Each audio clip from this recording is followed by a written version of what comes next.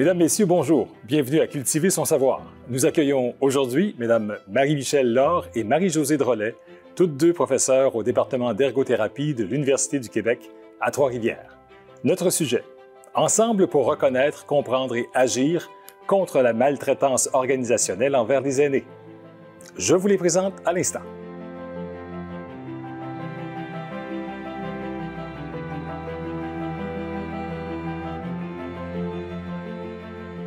Alors, bonjour, mesdames. Merci d'être des nôtres.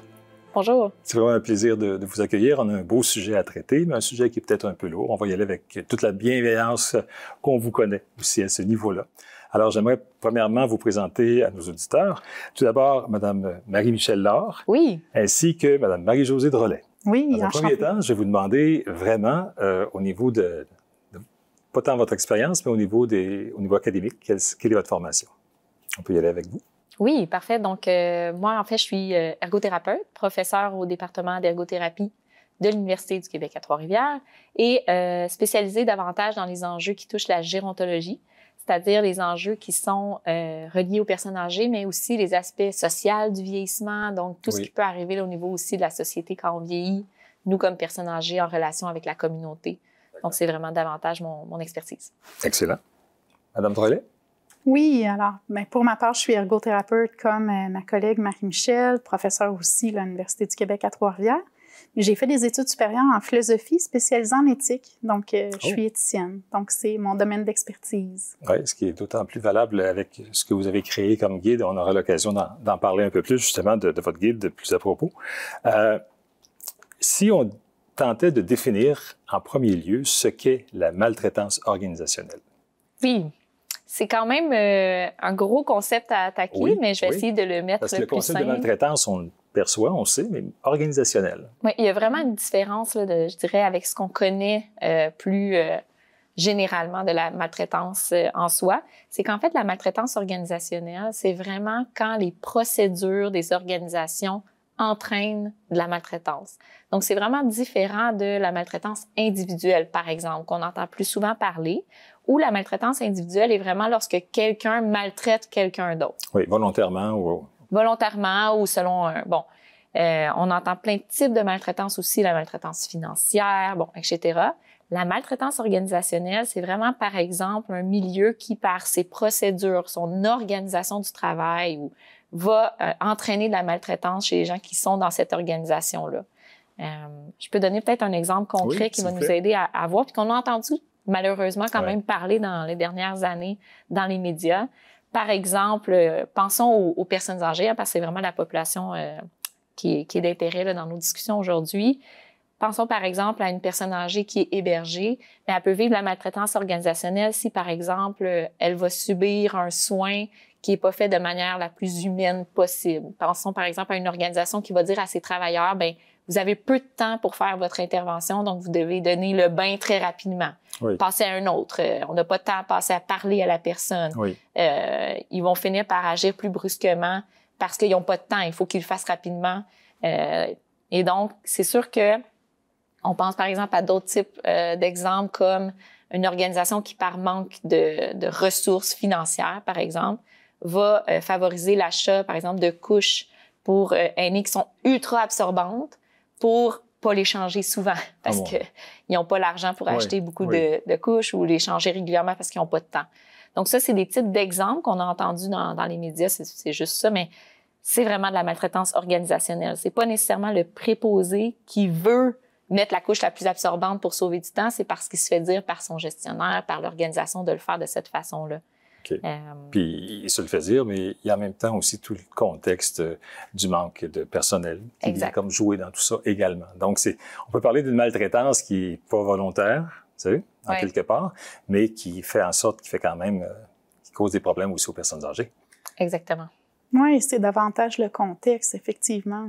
Il n'y a rien de volontaire là-dedans. Là. Souvent, c'est fait parce qu'il y a des contraintes sociales, parce qu'il y a des contraintes organisationnelles, oui. Si on avait si vous avez à m'exprimer un peu la genèse de votre projet, justement, sur la maltraitance, ça a débuté comment et de quelle façon vous avez commencé les choses? Oui, en fait, ça a commencé de manière non attendue, je dirais, fortuite complètement.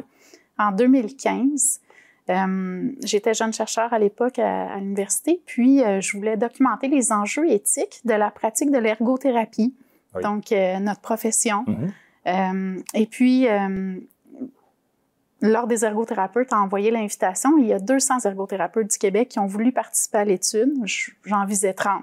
Donc, heureux problème. Ben, là, je me suis dit, OK, il y en a vraiment des enjeux dans notre pratique. Et parmi ces 200-là, il y avait 50 ergothérapeutes qui travaillent avec des personnes âgées. Et en analysant les verbatims, c'est-à-dire les transcriptions des entretiens, on s'est rendu compte, moi et Marie-Michel, que la majorité des enjeux parlaient de maltraitance organisationnelle. Et là, on s'est dit, et là, ça date de 2015, là, donc bien avant la pandémie. Oui. Et là, on s'est dit, bon, il faut faire quelque chose. On s'est mis à se regrouper, à chercher des partenaires et plein de mains se sont levées pour collaborer avec nous pour faire quelque chose. Au départ, on ne savait pas trop ce qu'on allait faire et finalement, on a réalisé qu'un guide de réflexion éthique pour contrer la maltraitance organisationnelle, notamment dans les CHSLD, c'était vraiment, ça avait l'air d'être l'outil là, qui allait répondre à ce besoin-là. Donc, on s'est lancé dans cette cavale et on y est encore. Recherche, oui. Ça fait 7 ans.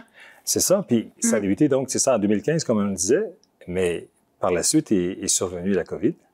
Par ce qui est venu encore, pour reprendre un terme à la mode, exacerber le tout, finalement.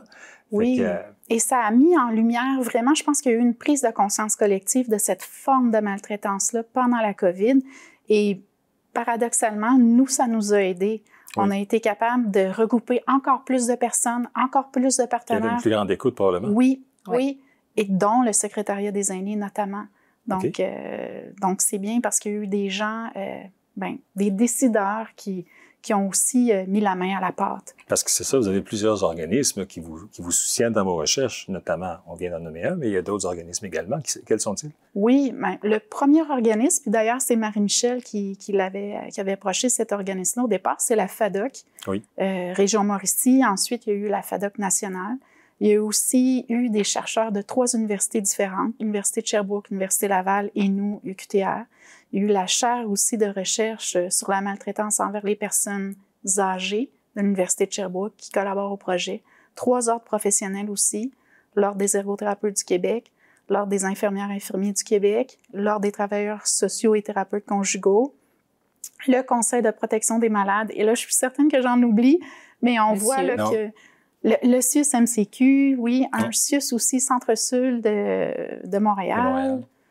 Et il y en a d'autres. On voit toute l'importance aussi là, du document, puis on voit en même temps combien les gens reconnaissent aussi ces failles-là dans le système.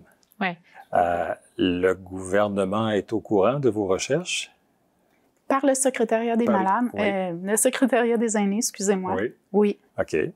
Parce qu'en même temps, pour la rédaction de tout ça, est-ce que tout le monde participait? De quelle façon vous avez procédé à la rédaction dans vos recherches? Oui.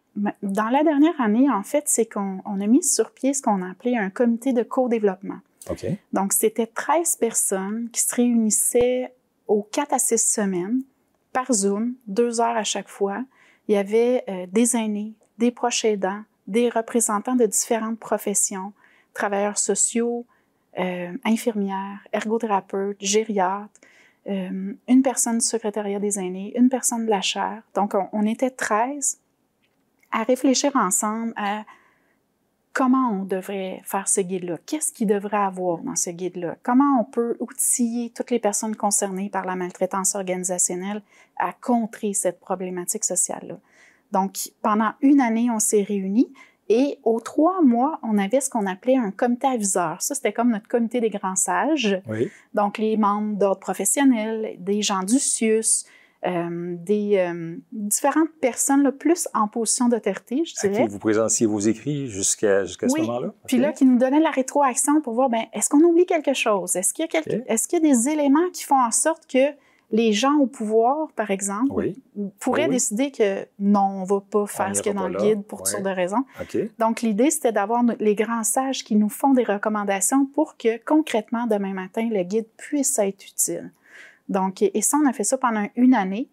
Et dans le dernier été, là, on a mis en place un comité de rédaction où là, c'était des gens, par exemple, de notre équipe, mais pas uniquement. qui ont collaboré concrètement à écrire. À la rédaction. Oui. Et à 2 reprises, on a eu des rétroactions de l'ensemble des membres du comité de co-développement et du comité aviseur pour nous faire la rétroaction sur le guide pour l'améliorer. C'est un guide volumineux ou plusieurs... Une soixantaine de pages. OK, c'est bon. On a travaillé fort à ce que ça soit l'outil le plus utilisable possible, je veux dire ce mot-là. Oui. Puis c'est important, je pense, de dire dans les démarches qui ont été faites par rapport au développement du guide et tout ça, c'était toujours avec la pensée de dire on veut que le plus de monde possible l'utilise. Donc, c'est pas un but de s'adresser uniquement aux gestionnaires des CHSLD pour dire voici ce que vous devriez faire pour contrer la maltraitance. On n'est pas là-dedans. Puis peut-être les gens qui nous écoutent, ça va plus s'interpeller en disant ben c'est un guide qui outille tout le monde à reconnaître la maltraitance organisationnelle, à trouver comment l'adresser, tout ça. Donc, c'est un peu ce qu'on avait en tête quand on créait le guide, c'est-à-dire de le mettre le plus simple possible. Oui. Hein, le plus imagé possible, le plus parlant possible, avec des outils concrets. Donc, il est volumineux, mais pas tant que ça. Je dirais il est quand même convivial aussi à parce utiliser. qu'il doit toucher énormément d'aspects. Tu sais, au niveau des soins, là. Oui, exact. en fait, le guide habilite vraiment les personnes concernées, que ce soit les aînés eux-mêmes, les proches aidants, les intervenants, les gestionnaires et les décideurs. C'est nos 5 publics cibles. À faire 3 choses, à reconnaître les situations de maltraitance organisationnelle, les comprendre, ça veut dire cerner les causes et les conséquences sur toutes les personnes concernées, puis agir. Agir dans le contexte à son niveau. Donc, l'idée, c'est qu'il y a des grilles... C'est important, agir à son niveau. À son niveau. Ce qu'on peut faire, oui, c'est ça. Ce qu'on peut faire à son niveau. Donc, par exemple, il y a des grilles pour reconnaître. Reconnaître quand moi, je suis aîné. Comment moi, je peux le reconnaître? Ou comment mon proche aidant, lui, peut reconnaître? Ou comment l'intervenant ou le gestionnaire ou le décideur? Fait qu'à chaque fois, on a comme des groupes d'acteurs différents avec des outils différents qui sont vraiment adaptés aux acteurs concernés pour l'action de reconnaître, pour l'action de comprendre et pour l'action d'agir. Donc c'est ça, on l'a pensé comme ça, puis c'est pas nos idées, c'est vraiment ce travail collectif incroyable qui a été fait par toutes ces personnes-là qui a amené ça, là. Je veux dire, nous, on était les porteuses du dossier, si on veut, là, mais c'est vraiment les gens, puis la majorité des gens qui ont participé dans le comité de co-développement, là, c'est des aînés et des proches aidants avec des intervenants terrain. Là. OK. Fait que c'est pas des chercheurs qui viennent dire aux gens, nous, on a les connaissances, on va vous montrer comment faire. C'est pas du tout dans cette posture-là que le projet s'est fait. Le fameux guide en question, c'est beau, la maltraitance chez les aînés, mais c'est pas uniquement un guide qui va servir au CHSLD. Il y a d'autres endroits où il y a de la maltraitance aussi envers les aînés. Maltraitance organisationnelle, j'entends. Oui, tout à fait. En fait, c'est exactement ce qu'on a constaté quand on a fait notre recherche, c'est à savoir que oui, il y a de la maltraitance en CHSLD, comme ça a été mis en lumière notamment pendant la pandémie, mais on s'est rendu compte aussi qu'il y en a en centre hospitalier, qu'il y en a en soutien à domicile, qu'il y en a dans les résidences intermédiaires, donc qu'il y en a un peu partout. Mais ce qu'on a décidé de faire, c'est de commencer d'abord en CHSLD, parce qu'on avait l'impression que c'était peut-être là que c'était le plus criant. Et les prochaines étapes, c'est qu'on souhaite développer un guide similaire, à la fois pour le soutien à domicile et aussi en centre hospitalier. Parce que de manière générale, la maltraitance organisationnelle, c'est un objet de recherche peu étudié. Oui, je pense que c'est intéressant cet aspect-là, en ce sens où peut-être les gens qui nous écoutent vont se dire, bien, j'avais jamais entendu parler de cette maltraitance-là, sauf ce qu'on entend dans les journaux sur les exemples de situations de maltraitance organisationnelle. Mais c'est pas pour rien, c'est que le terme maltraitance organisationnelle, il est très peu utilisé, il est très peu mis de l'avant dans les lois, les guides qui traitent de la maltraitance. On entend beaucoup plus parler de la maltraitance individuelle, financière, sexuelle. Puis ça, c'est un peu... En fait, ce qu'il faut réaliser, c'est que la maltraitance organisationnelle, c'est un peu l'éléphant dans la pièce. Tout le monde sait que ça existe, mais c'est tellement gros. C'est la façon de l'adresser aussi, là. Ben, tu sais, qu'est-ce qu'on fait, là? Je veux dire, il y a plein de sources externes au réseau qui fait qu'il y a de la maltraitance organisationnelle, du manque de financement, du manque de main-d'œuvre. Donc, c'est dur à dire par où on le prend, par quel bout on commence pour cette problématique-là. Puis, elle peut nommer soit dans les recherches, soit dans les guides, soit dans les écrits ministériels. C'est comme le type de maltraitance qui est un peu évité dans les discours. Puis nous, on s'en est rendu compte au fur et à mesure des travaux qu'on faisait. Nous, on est arrivé un peu naïvement dans tout ça en disant « il faut changer des choses ». Là, on se rend compte que oui, mais le guide, c'est une première étape, c'est une première pierre pour nous dans cette étape-là. Mais on a vu que ça rallie beaucoup de monde à la cause, puis que ça permet au moins d'en parler davantage. Tu sais, je pense que c'est ça le plus important, c'est de commencer à le nommer vraiment cet enjeu-là, puis de dire faut s'y attaquer réellement. C'est un peu le but. La même guide, c'est surtout comment il va être perçu. Ce qui est bien, c'est que c'est pas quelque chose d'inquisiteur. Vous voulez pas, comme on dit, on met pas le doigt sur personne, mais il faut quand même que les gestionnaires puissent le mettre également au service des employés dans ces CHSLD-là ou dans les hôpitaux. Et de quelle façon vous pensez que ça va pouvoir être fait? Bien, ça a été une de nos questions en ce sens où comment ça va être reçu. Oui. Parce qu'on sait que par le groupe de travail, ça a été super bien reçu comme problématique, etc., à travailler, mais dans les milieux terrains, qu'est-ce qui va se passer? Oui.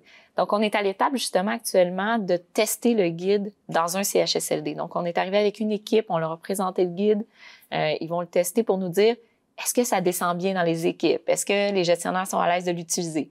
Déjà, les gens qui l'ont vu se sont dit « Oh, OK, je vais peut-être moins bien dormir ce soir. Oui. » Ça me confronte à beaucoup d'enjeux qui se passent dans mon milieu. C'est jamais agréable. Non, c'est clair. De se dire, je travaille dans un lieu qui maltraite parce que c'est souvent pas de la maltraitance volontaire. En ce sens où on survit à notre travail, on fait notre travail, ça arrive. Bon. Maintenant, comment ça réunit les gens pour parler dans une posture... Notre guide, là, on le voulait vraiment d'une posture bienveillante. Oui. C'est-à-dire, justement, on met cet enjeu-là sur la table, on se dit qu'il y a plein de gens qui contribuent à l'enjeu. Maintenant, qu'est-ce qu'on fait ensemble pour au moins adresser certaines parties de ça? Donc, on ne dit pas que du jour au lendemain, les gens vont utiliser le guide, c'est magique, tout va se régler. On le sait, ça va être plus complexe, mais au moins, on va commencer à en parler ensemble. Puis ce qu'on voulait aussi, c'est qu'il y ait vraiment une voix pour les aînés et pour les proches aidants, pour leurs idées de solutions aussi. Oui. En ce sens où souvent les familles, les gens qui vivent ont des bonnes idées, mais ils ont peu d'espace pour les dire, ces idées-là.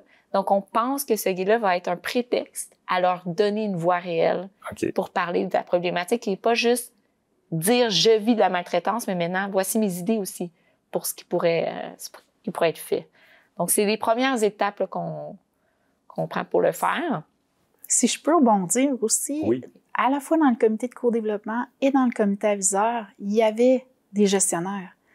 Puis, c'était important qu'ils soient là parce qu'ils sont la clé. Oui, parce qu'on parle de maltraitance organisationnelle. Comment ils réagissaient, justement? Il a fallu que vous alliez les chercher aussi au départ, j'imagine? Oui. Mais en fait, c'est ça qui est beau, c'est qu'ils étaient hyper optimistes, engagés, ils voulaient faire partie de la solution? Encouragés. Oui. Ils se voyaient comme des acteurs clés, puis ils étaient d'accord avec le diagnostic organisationnel qu'on faisait, qui n'était pas tendre. Non. Puis ils voulaient des solutions. Fait que ça a été... Parce que souvent, les gestionnaires, si je peux me permettre, sont des gens assez souffrants dans le réseau parce qu'ils sont à une posture où est-ce qu'ils sont entre l'arbre et l'écorce, on va dire. C'est pas agréable comme posture du tout. C'est pas un poste facile. Non. Puis on pense que le guide, ce que ça va faire aussi, c'est que ils vont pas juste se sentir attaqués par ça, ils vont se dire, ben j'ai enfin des mots pour nommer ce qui se passe. Puis dire, en haut, là, j'ai besoin de davantage de ressources, puis je le justifie en disant, voici les conditions dans lesquelles je place mes employés, les préposés, les infirmières, ça amène de la maltraitance pour les patients. Donc, ils veulent aller ailleurs, ils veulent mieux traiter. C'est vraiment, tout le monde veut que ça aille mieux. Il faut juste savoir comment. C'est ça. On va vraiment souhaiter que le gouvernement ait une écoute attentive aussi à ce niveau-là, parce qu'on parle de subventions, on parle de financement, il y a beaucoup de choses aussi qui sont intrinsèques. Ce qui est encourageant, c'est que dans le dernier plan d'action de lutte contre la maltraitance, envers les aînés, l'orientation 52, c'est exactement ça. C'est-à-dire que dans l'orientation 52, ils disent qu'ils veulent des outils pour adresser la maltraitance organisationnelle. Donc, c'est un besoin là, qui est là. Donc, nous, on lève la main et on dit, voici ce qu'on propose. Au-delà justement de ce guide-là, est-ce qu'il y a d'autres pistes qui pourraient être intéressantes sur lesquelles réfléchir? Envoyez-vous d'autres pistes de réflexion? Bien, en fait, ce qui est important de dire, c'est qu'il n'y a pas juste nous qui travaillons sur cet enjeu-là, heureusement. Il y a différents organismes. Les gens, s'ils veulent aller un peu se former sur la maltraitance davantage, dont la maltraitance organisationnelle, il y a différentes organisations qui permettent de le faire. Notamment, il y a la FADOC. La FADOC, c'est quand même un organisme communautaire qui permet d'avoir des outils pour contrer l'agisme, mais aussi contrer la maltraitance. D'ailleurs, notre outil va être hébergé sur le site de la FADOC. Donc, va être vraiment accessible, grand public. On va pouvoir le télécharger, aller le lire, Donc, tout ça. les aînés, les enfants des aînés, un peu tout le monde. Exact. Excellent. On va pouvoir aller le voir. On veut vraiment que ça soit accessible au plus grand nombre de gens possible. Et aussi, il y a différentes organisations. Je pense, par exemple, au Centre de recherche et d'expertise en gérontologie sociale, le CREGES. Leur site Internet est super bien fait, convivial, où est-ce qu'il y a une portion de domaine d'expertise sur la maltraitance. Puis il y a des outils sur la maltraitance organisationnelle, des vidéos pour expliquer ça. Donc, si les gens veulent aller voir ces outils-là. Puis la chaire de recherche en maltraitance, bien évidemment, développe aussi des choses. Donc, je pense que de plus en plus, les efforts sont mis pour tenter d'outiller les gens, mais aussi outiller les milieux, sensibiliser le gouvernement par rapport à cet enjeu-là. Je pense que l'idée de sensibilisation est vraiment très importante, puis qu'on puisse voir un peu de lumière au bout du tunnel. Exact. Le guide est déjà accessible en ligne. Même s'il est en train d'être testé, là, la version est déjà disponible sur le site de l'UQTR.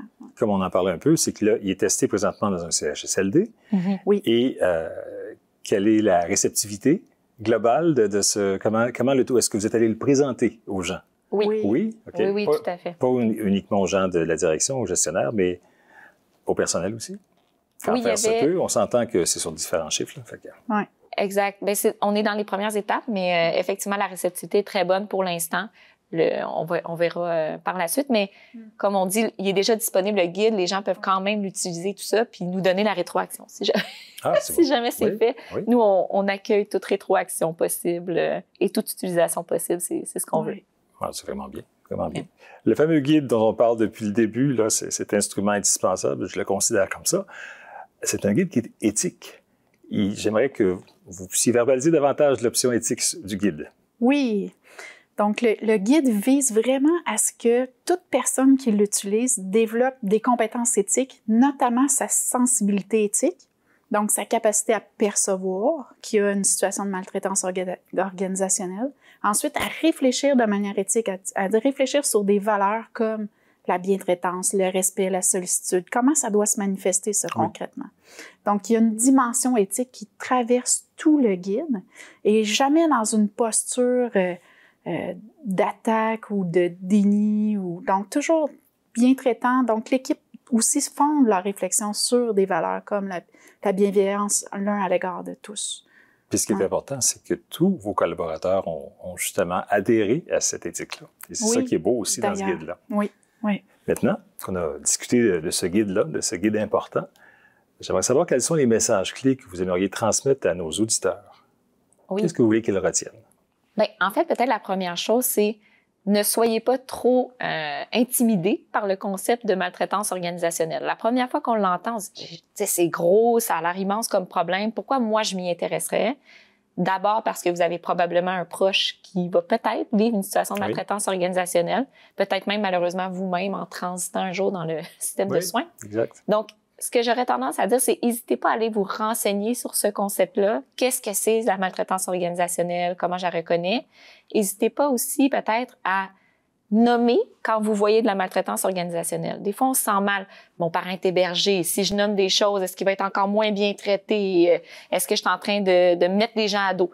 N'hésitez pas à l'adresser quand vous voyez la maltraitance organisationnelle. Soit en allant voir notre guide, on vous invite bien entendu à aller le consulter, mais il y a aussi d'autres moyens dans les organisations qui s'occupent des aînés à aller parler de maltraitance, dont la maltraitance organisationnelle. Oui, dans le réseau, il y a des coordonnateurs en maltraitance dans tous les CIUS du Québec.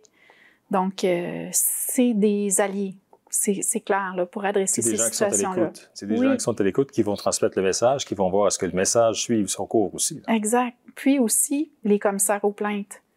Eux aussi, ce sont des personnes alliées dans la lutte contre la maltraitance organisationnelle. Donc, on espère, nous, que les coordonnateurs, les commissaires, mais aussi toute autre personne s'approprient le matériel qu'on a développé pour vraiment mettre fin à cette forme de maltraitance, qui est un terreau fertile à toutes les autres formes de maltraitance. Oui, donc, j'ai l'impression que c'est ça aussi. Plus importante, oui. Oui, tout à fait. Tout à fait. Puis, écoutez, on en discutait, mais il y aura des adresses que nos auditeurs vont pouvoir voir à l'écran. Ce sont des adresses où on va pouvoir trouver le guide, notamment, ou encore où le guide est hébergé s'il y a d'autres organismes, par exemple. Exact. Excellent. Alors, en terminant, peut-être un dernier message de votre part? Oui, Marie-Michel et moi, on voudrait vraiment remercier l'ensemble des personnes et des partenaires qui collaborent à ce projet depuis le début. et peut-être les prochains aussi qui vont s'associer à nous. Sans aucun doute. Sans Il y a elle, une suite, c'est un travail qui doit se poursuivre constamment, toujours. Mais félicitations pour tout ce qui a été accompli. Félicitations à vos collègues également dans ce cadre-là. Une fois de plus, un grand merci. Ça a été très intéressant. On souhaite évidemment vous revoir éventuellement. Merci beaucoup de l'invitation. Je vous en prie. Merci également à l'Université du Québec à Trois-Rivières, campus de Drummondville, pour son étroite collaboration à la réalisation de nos émissions. Mesdames, Messieurs, c'est ce qui termine notre deuxième série d'émissions Cultiver son savoir. Nous vous invitons à revoir ces émissions sur le site Nous TV Drummondville.